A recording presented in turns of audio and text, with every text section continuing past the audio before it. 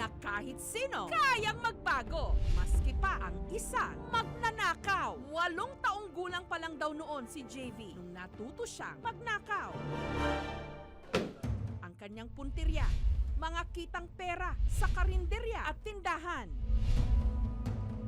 Literally, ninakaw yung childhood ko kasi nawalan talaga ako ng maayos na kabataan. Dahil buong kabataan ko, sa halip na naglalaro ako, kailangan kong gumawa ng masama, kailangan kong magnakaw. Dahil kung hindi ko gagawin yun, bubugbugin ako. Halika dito.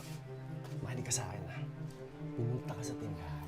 Ang nagturo raw sa kanyang magnakaw, ang kapatid niyang itago na lang natin sa pangalang Eddie. Yung pangalawa kong kapatid, inuutosan niya akong magnakaw, hindi lang sa bahay namin, kundi sa ibang tao. Pera o kaya diaper ng anak niya, sigarilyo, pambisyo niya, at marami pang iba. Sa tuwing tatanggi ako, binubugbog ako. Kapag hindi ako sumusunod, bubugbugin ako. Sakit-sakit na ng katawan ko, may pasa ako, may bali ako ng kamay ko. Susunod ako kasi bata lang naman ako takot ako. Mahuhuli ko lang yung nanay ko, umiiyak kasi nawala ng pera. Hindi nakapagbayad ng utang kasi nga nakuha ko yung pera.